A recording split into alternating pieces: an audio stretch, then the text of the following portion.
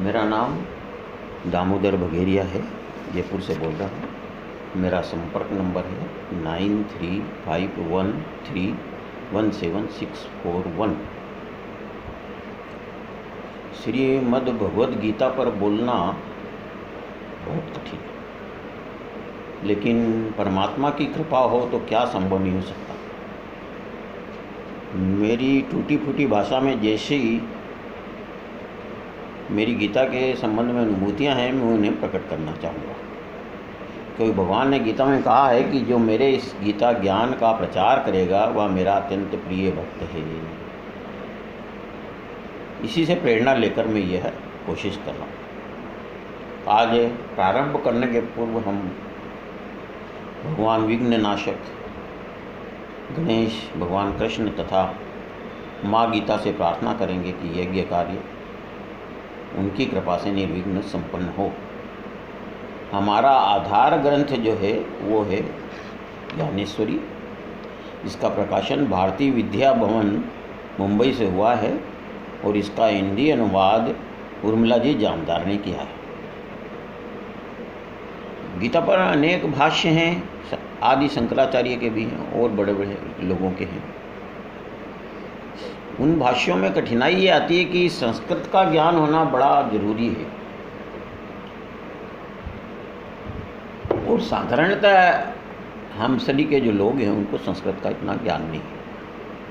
ज्ञानेश्वरी की विशेषता है कि ये है, इसमें केवल श्लोक का हिंदी अनुवाद है। फिर ज्ञानेश्वर जी महाराज ने प्राकृत यानी वहाँ गांव में रहने वालों की मराठी भाषा में बड़े सुंदर दृष्टांत के माध्यम से गीता को साकार कर दिया, गीता के शब्दों को साकार कर दिया। और उन्होंने इतने सुंदर शब्दों में इतने बढ़िया ढंग से समझाया कि आचरण करने की प्रेरणा मिलती है। तो और भाष्यों को पढ़ने से आपका शब्द ज्ञान बहुत ज़्यादा बढ़ सकता है, लेकिन वो शब्द ज्ञान से भी महत्वपूर्ण मेरी दृष्टि में आपका आचरण है। तो गीता जो है ज्ञानेश्वरी मुझे इसीलिए अति प्रसन्न है। और ज़्यादा यदि शब्द ज्ञान बढ़ गया तो एक नए अहंकार का कारण बन सकता है। प्रथम अध्याय जो गीता का है वो भूमिका है, प्रस्ताव है कि गीता का प्रारंभ क्यों हुआ, गीता की भूमिका कैसे बनी। ये महाभारत ग्रंथ का एक भाग है और गीता जो है सारे अध्यात्म का, सारे जगत का, सभी ग्रंथों में जितना भी ज्ञान है वो गीता में 700 श्लोकों में सारा समाहित है। और गीता मेरे हिसाब से एक व्यवहारिक ग्रंथ है। इसका अंश मात्र भी यदि आपने आचरण में ले लिया, अनुभूति कर ली, तो आपके जीवन में उपलब्धि हो गई, मान लेना चाहिए। क्योंकि गीता बड़ा ही, मेरी दृष्टि में तो जगत का सर्वश्रेष्ठ आध्यात्मिक और व्यवहारिक ग्रंथ है। और इसी प्रकार ज्ञानेश्वरी मेरे अनुसार गीता के सर्वश्रेष्ठ भाष्यों में से, टीकाओं में से एक है। पहला ही प्रश्न है गीता के पहले श्लोक का, पहले अध्याय के पहले श्लोक में महाराज धृतराष्ट्र संजय से पूछते हैं। संजय की भूमिका यह है कि जब युद्ध प्रारंभ होने वाला था तो वेदव्यास जी ने कृपा करके धृतराष्ट्र को कहा कि आपको दिव्य दृष्टि दे देता हूँ, तो आप यहीं बैठे बैठे युद्ध के मैदान में जो सब हो रहा देख सकेंगे। धृतराष्ट्र के मन में शायद भय रहा होगा। उन्होंने सोचा कि मेरे सामने यदि पुत्र मरेंगे तो मुझे अच्छा नहीं लगेगा, पर उन्होंने यह दिव्य दृष्टि संजय को उपलब्ध करा दी। ये भाग्य का चमत्कार है कि संजय जो, जिसकी कोई भूमिका नहीं होनी थी, वह भी गीता सुनने का पात्र बन गया। भगवान श्री कृष्ण के मुख से पहली बार जब गीता प्रकट हुई तो एक अर्जुन ने सुनी और एक संजय ने। युद्ध प्रारंभ होने के पहले उस समय नियम था कि शंख बजाना पड़ता था। कौरवों की तो पहला जो प्रश्न भगवान और संजय से उन्होंने धृतराष्ट्र ने पूछा कि मेरे और पांडु पुत्रों ने क्या किया। देखो, ये कुरु के नाम पर कौरव वंश था, उसी में पांडु और धृतराष्ट्र दोनों सगे भाई थे, उसी वंश में हुए थे। जब मोह छा जाता है, ज्ञान छा जाता है, तो धृतराष्ट्र अपने पुत्रों को मोहांध होकर उनका साथ दे रहा था। तो यहाँ तक स्थिति हो गई, उन्होंने पांडवों को कुरु भी नहीं कहा, वो बोलता मेरे और पांडु पुत्रों ने क्या किया। जैसे उनका गोत्र जो है वो पांडु के साथ शुरू हुआ। कुरुवंश की जो महान परंपराएं थी वो खाली कौरवों को, उनके पुत्रों को ही प्राप्त है। ये मोह की महिमा है। तो युद्ध प्रारंभ होने के पहले भीष्म ने कौरव सेना के सेनापति थे, शंख बजाया, यानी युद्ध की घोषणा की कौरवों की ओर से। दूसरी ओर से पांडव सेना के सेनापति धृष्टद्युम्न को शंख बजाना था, लेकिन उनकी ओर से यह शंख भगवान श्री कृष्ण ने बजाया। इसका मतलब भगवान की ये खुली घोषणा है कि जहाँ धर्म है वहाँ मैं। वो पांडवों के साथ इसलिए नहीं थे कि उनके ममेरे भाई थे, पांडवों के साथ इसलिए थे कि उनमें पांडवों की ओर से धर्मराज युधिष्ठिर थे जो धर्म के प्रतीक थे। और भगवान का कई जगह यह खुली कहना है कि जब भी अधर्म बढ़ता है, धर्म का पराभव होता है, तो मुझे अवतार लेना पड़ता। अवतार कार्य का उन्होंने अपना यही उद्देश्य बताया। तो कृष्ण ने ये खुला लोगों को चेता दिया कि मैं पूरे मन से पांडवों के साथ हूँ, यानी धर्म के साथ हूँ। जब युद्ध की घोषणा हो गई, नगाड़े शंख सब बज गए, तो अर्जुन जो बड़े महावीर हैं, अपने समय के सर्वश्रेष्ठ महान पुरुषों में एक है, इसीलिए भगवान कृष्ण ने स्वयं अपनी छोटी बहन का विवाह उनके साथ किया था। वो अपने समय के सर्वश्रेष्ठ धनुर्धर थे, बड़े बहादुर थे और लोग उनसे प्रेरणा लेते थे। पांडव सेना अर्जुन पर करीब करीब पूरी तरह निर्भर थी और अर्जुन ने कहा, खुद भगवान को कहा कि मेरे रथ को, भगवान उस समय सारथी की भूमिका निभा रहे थे, अर्जुन के रथ के सारथी। दोनों सेनाओं के मध्य ऐसी जगह खड़ा करो जिससे मैं दोनों सेनाओं की ओर से लड़ने वाले योद्धाओं को देख सकूं। भगवान ने अर्जुन की आज्ञा का पालन किया, क्योंकि वे सारथी थे और युद्ध के मैदान में उन्होंने अपना जो अर्जुन का रथ है ऐसी जगह खड़ा कर दिया जहाँ उनको सामने कौरव पक्ष के सारे बड़े योद्धा भीष्म, गुरु द्रोणाचार्य और सारे कौरव इत्यादि दिखाई दे रहे थे। मोह की बड़ी महिमा है। भगवान ने सृष्टि बनाई है, इसमें मोह जो है ये विपरीत ज्ञान है, ये अज्ञान है। और इस मोह जो है अहंकार के कारण पैदा होता है। जब तक रथ वहाँ खड़ा किया, अर्जुन को पूरा विश्वास था कि वो अकेले ही कौरव सेना को पराजित करने के लिए पर्याप्त है। उनमें ये थोड़ा सा सूक्ष्म रूप में अहंकार है। अहंकार होना स्वाभाविक होता है, इसमें महात्मा अर्जुन की कोई भूल नहीं है, बड़ी नहीं कह सकते। तो जब मोह का परिणाम क्या होता है कि हम घटनाओं को, परिस्थिति को विपरीत दृष्टिकोण से देखते हैं, गलत दृष्टिकोण से देखते हैं। युद्ध के मैदान में जो भी हमारे विरुद्ध लड़ने को आया है वो हमारा शत्रु है। चाहे दो भाई दो अलग अलग सेनाओं में हो तो वो उस समय शत्रु ही देखा जाता है। लेकिन बड़ी विडंबना है, अर्जुन को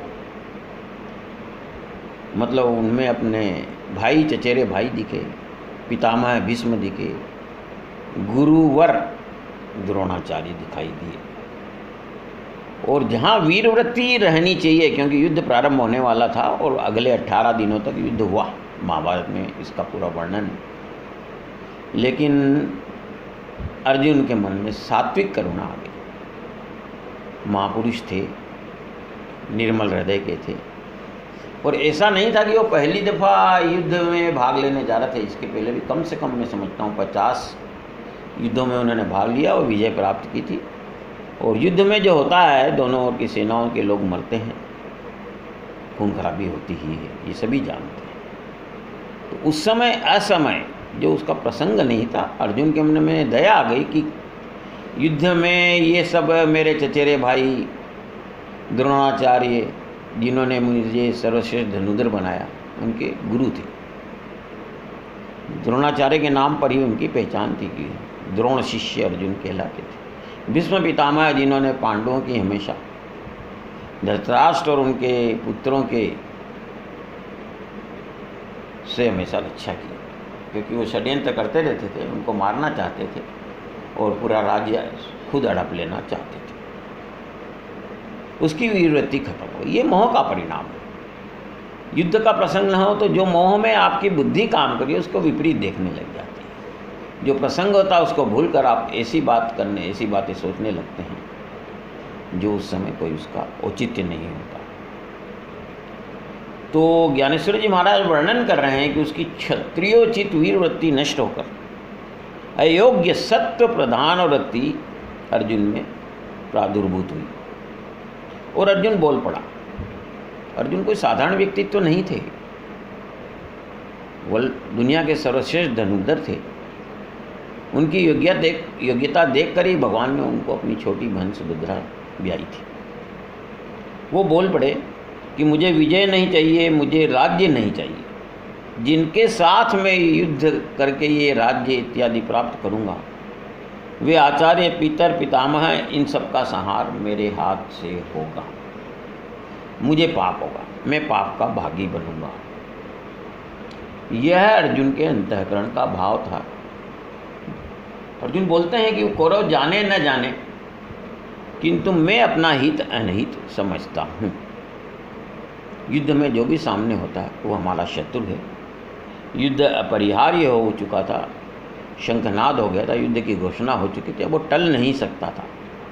और कौरवों ने पांडवों के साथ छल किया था, धोखा किया था, उनका राज्य हड़प लिया था, उनकी पत्नी के साथ भी दुर्व्यवहार किया था, अधर्म का प्रचार करे। तो भगवान की योजना बन चुकी थी कि इनको मार कर धरती को पाप से मुक्त करना चाहते थे। और जो भी उनका साथ दे रहे थे, चाहे वो पितामह भीष्म हो, गुरु द्रोणाचार्य, वो भगवान का यही कहना कि जो अधर्म का साथ देता है वो अधर्मी है, पापी है, उनका वध किया ही जाना चाहिए। तो अब वो अर्जुन कुछ कई बातें बोलता है कि मैं अपना हित नहीं समझता हूँ, कौरव नहीं समझ पा रहे। युद्ध से क्या होगा, मेरे द्वारा होगा। अर्जुन मान के चल रहा है कि मैं जीतूंगा और मेरे द्वारा ये मारे जाएंगे, कुल का नाश हो जाएगा, क्योंकि मेरे ही कुल के हैं, कुल धर्म का नाश हो जाएगा, अधर्म का प्रसार होगा, प्रचार होगा, वर्ण संकर संतानें उत्पन्न होगी। वर्ण संकर का मतलब जब स्त्रियां दूसरी, उस जमाने में, उस समय दूसरी जाति में, जैसे ब्राह्मण की स्त्री वैश्य के साथ, पुरुष के साथ शादी कर ले, तो वो जो संतान होती है उसको वर्ण संकर संतान बोलते थे। तो अंत में नरक मिलेगा, मेरी अवनति होगी, यानी मैं युद्ध में भाग लूँगा तो मेरी अगली योनियाँ भी खराब होगी और मेरे हाथ से इतना बड़ा खून खराबी होने वाली है। अर्जुन ने निर्णय ले लिया, शस्त्र छोड़ दिया, शस्त्र त्याग दिया। उसको विषाद की स्थिति हो गई, उसके हाथ पांव सब ढीले हो गए, काम नहीं कर रहे थे, गांडी धनुष संभालने की स्थिति में नहीं था, रथ का त्याग कर दिया और जाकर रथ के पिछले भाग में बैठ गया। ये भूमिका है गीता की, जो पहले अध्याय का सारांश है। तो जब हम मोह में आ जाते हैं, जब हम अज्ञान में आ जाते हैं, जब हम अंधकार में खड़े होते हैं, जब हमारे ऊपर अहंकार हावी हो जाता है, तो अर्जुन सरी के महावीर की ये स्थिति हो गई। तो आप सोचें कि हम और आप जीवन में कई बार ऐसे प्रसंग आते हैं कि जब हम लोग ऐसे निर्णय ले लेते हैं मोह के अंतर्गत, मोह का चश्मा पहनकर हमारी दृष्टि गलत देखने लग जाती है और अर्जुन स्पष्ट बोला कि मैं युद्ध नहीं करूंगा। सारे अपने बंधु बांधवों को देखकर वो करुणा से पूरी तरह युक्त हो गया, शोक प्रकट करने लगा। और जब आदमी करुणांध हो जाता है, मोहांध हो जाता है, तो उसकी बुद्धि सही निर्णय लेने में समर्थ नहीं रहती। अर्जुन ने पहले अध्याय के 28वें 29वें श्लोक में कहा कि युद्ध की इच्छा वाले खड़े हुए इन स्वजन समुदाय को देखकर, वो उनको भी अपने स्वजन दिखाई दे रहे, मेरे अंग शिथिल हो गए, मुंह सूख रहा है, मेरे शरीर कांप रहा है, मेरा शरीर रोमांच हो रहा है, गांडीव को मैं संभाल नहीं पा रहा हूँ, गिर रहा है। उनका अर्जुन का प्रिय धनुष था और मेरी त्वचा जल रही है, मेरा मन भ्रमित हो रहा है, मैं खड़ा रहने में भी समर्थ नहीं हूँ। ये उस अर्जुन की स्थिति है जिसने बड़े बड़े युद्ध जीते थे और अपने समय का सर्वश्रेष्ठ धनुर्धर था, महापराक्रमी, महाबलवान था। लेकिन मोह की ये परमात्मा की बड़ी माया है। ब्रह्मा जी पर भी जब मोह यदि हावी हो जाए तो वो सही निर्णय नहीं ले सकते।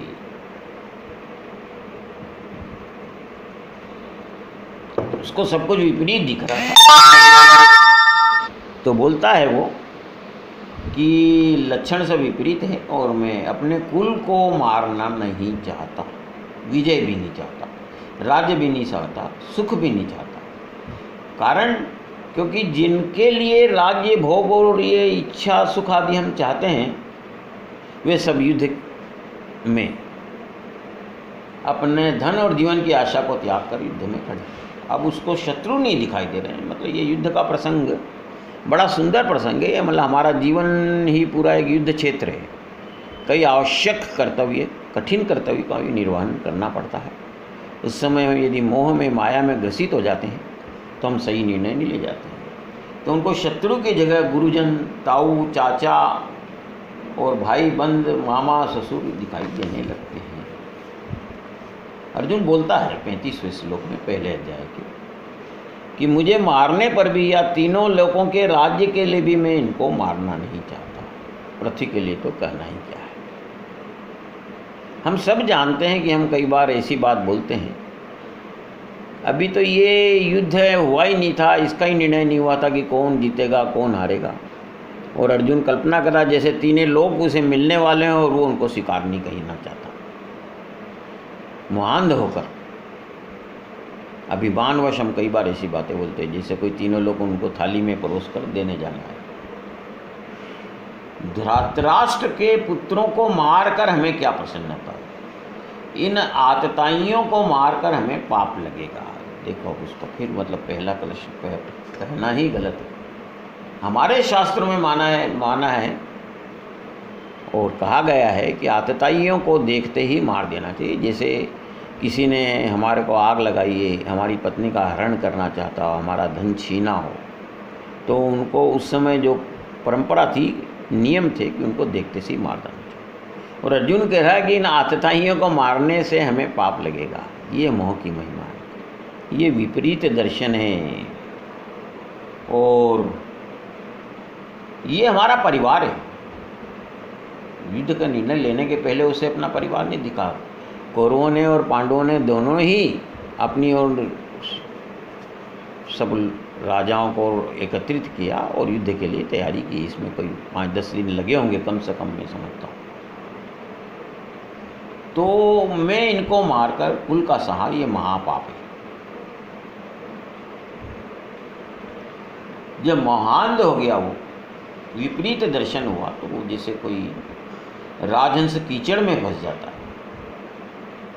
जंगल में आग लग जाती है, तो उस बुद्धि उसकी थी, विवेक बुद्धि काम करने में समर्थ नहीं रही।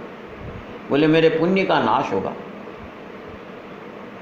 और ये लोग लोभ में, राज्य के लोभ में कौरवों के लिए बोल रहे हैं अर्जुन, कुल का नाश जो होगा इसको देख नहीं पा रहे। अपने मित्रों के साथ वो विरोध कर रहे हैं, वो सही स्थिति का सही वो आकलन नहीं कर पा रहे हैं। अर्जुन ऐसा बोल रहा है। ये लोभ से भ्रष्टचित्त हो गए। ये पाप नहीं देख पा रहे। अर्जुन बोलते हैं कि कुल के नाश करने से होते हुए दोष को जानने वाले हम इस युद्ध से हटने का विचार क्यों नहीं करना चाहिए। वो भगवान को भी अपने से सहमत मानते हैं, जबकि उन्होंने भगवान से बात भी नहीं की, निर्णय स्वयं ले लिया, युद्ध से हटने का निर्णय अर्जुन ने ले लिया। कुल के नाश होने से सनातन कुल धर्म नष्ट हो जाते हैं और सारे कुल को पाप दबा लेता है। अर्जुन मतलब अपने हिसाब से बता रहा कि पाप यदि बढ़ जाता है और युद्ध में पुरुषों का नाश होता ही है तो स्त्रियां दूषित हो जाती है। ये मान लीजिए दूसरे जाति में या दूसरे लोगों से शादियां कर लेती हैं तो उनकी वंश परंपरा सुरक्षित नहीं रह पाती और स्त्रियों के दूषित होने पर वर्ण संकर उत्पन्न होता है। मैंने पहले भी निवेदन किया कि जब कोई स्त्री जैसे दूसरी जाति में, मैंने बताया था कि मान लो ब्राह्मण की स्त्री जो है क्षत्रिय जाति के व्यक्ति से विवाह कर लेती तो उसको वर्ण संकर कहते थे महाभारत में उस जग पर। तो सारे यम नियम नष्ट हो जाएंगे, मनमाना व्यवहार बढ़ जाएगा और वर्ण संकर संतान होगी तो वो कुल धर्म को मानेंगे नहीं, उनको मालूम नहीं होगा और पितर क्रिया नहीं करेंगे। वो सनातन कुल धर्म और जाति धर्म नष्ट हो जाएंगे। और भगवान को बोलते हैं कि हम जानते हैं कि कुल के नाश होने पर, कुल धर्म नाश होने पर जो इसका कारण या निमित्त होता है वह अनंत काल तक नरक में रहता है। 45वें श्लोक में अर्जुन कहते हैं कि हम लोग बुद्धिमान होकर भी ये महान पाप करने को तैयार हो गए और उससे मिलेगा क्या, खाली राज्य या सुख। अपने कुल को मारने के लिए हम तैयार हो गए हैं। इससे महापातक पैदा होगा, लौकिक आचरण खत्म हो जाएंगे। जैसे घर में आग लगती है तो पूरा घर ही जल जाता है, तो ऐसा वातावरण हो जाएगा। तो जिस सुख राज्य की हम कामना करने वो क्षणिक है। शरीर तो क्षणिक है, मान लो कभी भी इसका नाश हो सकता है, तो उस क्षणिक शरीर के लिए हम ऐसी इतनी बड़े भूल क्यों करें। 46वें श्लोक में अर्जुन निर्णय ले लेता है कि मुझे शस्त्र रहित न सामना करने वाले को शस्त्रधारी धृतराष्ट्र के पुत्र युद्ध में मार भी डाले तो वो मारना उनका मेरे लिए अति कल्याणकारक होगा। ये नियम होता है कि जब हम पहले निर्णय ले लेते हैं तो हमारे दिमाग में जो भी बातें उठती हैं, जो भी तर्क हम लेते हैं, वो उस निर्णय की पुष्टि में होते हैं। ये मनुष्य का मनोविज्ञान है। क्योंकि मोहवश, अज्ञानवश, अहंकारवश अर्जुन निर्णय ले चुका था, इसलिए जो भी बातें वो कर रहा है उसी निर्णय की पुष्टि में, समर्थन में कर रहा है। और उसने निर्णय यहाँ तक ले लिया कि रथ का त्याग कर दिया, बाण सहित धनुष छोड़ दिया और रथ के पिछले भाग में जाकर बैठ गया। दूसरे अध्याय में ज्ञानेश्वर जी महाराज बतला रहे हैं कि गीता शास्त्र मुख्यतः ज्ञान प्रधान ग्रंथ है। मतलब हमारे वेदों में 3 मार्ग बताए गए हैं भगवान से जोड़ने को, योग जिनको कहते हैं, जो आपको भगवान से जोड़ते हैं, कर्म मार्ग, उपासना मार्ग और ज्ञान मार्ग। गीता एक तो स्वतंत्र शास्त्र है जो आपको मोक्ष मुक्ति दिला सकता है, गीता समर्थ शास्त्र। तो गीता भगवान ज्ञानेश्वर जी महाराज के हिसाब से यह ज्ञान प्रधान ग्रंथ है, क्योंकि इसकी फलश्रुति क्या है, जब भगवान के श्रीमुख से गीता प्रकट हुई तो अर्जुन का मोह, ज्ञान, अंधकार नष्ट हुआ और वह बोलता है भगवान को कि मैं आपकी करिष्ये वचनम, तो आपके हिसाब से चलूँगा। ज्ञानेश्वर जी महाराज का जन्म महाराष्ट्र में जन्माष्टमी के दिन रात को 12 बजे हुआ था। उनको भगवान विष्णु का ज्ञान अवतार कहा जाता है और उन्होंने ये गीता को ही, एक गीता श्री के दुर्लभ ग्रंथ को प्रकट करने के लिए ही जन्म लिया। मेरी ऐसी मान्यता है कि भगवान की वाणी थोड़ी गूढ़ है, दुरूह है, कोई भी इसका पूरा अर्थ जानता हूँ ऐसा कहता है तो वो भूल करता है, गलत है। कोई भी इसका पूरा अर्थ समझना गीता का असंभव है। पर यह मैं निश्चित कह सकता हूँ कि यदि आपको इसका कण मात्र भी, कुछ अंश भी आत्मसात हो गया, आपके आचरण में आ गया, तो आपका बेड़ा पार हो जाएगा, आपका जीवन जो है सफल हो जाएगा। तो उसने जो अपना विचार बताया, अर्जुन भूल गया कि वह किनके सामने खड़ा है। जब भगवान अवतार लेते हैं तो हम उनको पहचान भी नहीं पाते। अर्जुन भी नहीं पहचान पाया कि जो भगवान कृष्ण हैं वो संपूर्ण अवतार हैं, आगे उनको ये ज्ञान होगा। तो वो अर्जुन भगवान को भी बोलता कि हम गलत निर्णय लेने जा रहे थे, इसलिए उसने भगवान की शरण ली। क्योंकि पहले उसने भगवान की आंखों में झांका तो उसे लगा कि भगवान मेरी बातों से सहमत नहीं है, और इसलिए अर्जुन ने भगवान की शरणागति ली। यहीं से गीता प्रकट हुई। यदि आपको कोई अच्छी बात ग्रहण करनी है तो योग्य गुरु मिलता है, कोई शास्त्र मिलता है तो उसकी शरण जाना पड़ता है। जो ऐसा शास्त्र में लिखा है या गुरु बताता है उसके हिसाब से आचरण करना होता है। तो अर्जुन ने शरणागति ली और बोला कि मेरे लिए जो कल्याणकारक हो बताओ। तो पहले तो भगवान ने उसको डांटा कि ये तेरे लायक नहीं है, तेरी प्रतिष्ठा एक योद्धा के रूप में, और पहले भी तूने कई युद्ध लड़े, यही तेरे नाम के साथ वीरवृत्ति जुड़ी हुई है कि अर्जुन महावीर है। तू ये यदि शस्त्र त्याग करेगा तो तेरी प्रतिष्ठा नष्ट होगी, ये नपुंसकता है, भगवान बोले। और तू परलोक की चिंता करना है कि परलोक बिगड़ेगा, वो तो दूर की बात है, ये लोक में ही तेरी बदनामी होगी। हम चाहे कोई निर्णय, अपने गलत निर्णय लेते हैं, जो हमारे शत्रु है वो इसको दूसरे दृष्टिकोण से देखते हैं। तो शत्रु तो यही मानेंगे कि अर्जुन भाग गया युद्ध में डर कर, भीष्म से, द्रोणाचार्य से या हमारी सेना से। तो अर्जुन यहाँ तक बोलने लगा कि ये युद्ध न करके यदि भीख मांग के भी खाना पड़े तो मुझे कोई आपत्ति नहीं है।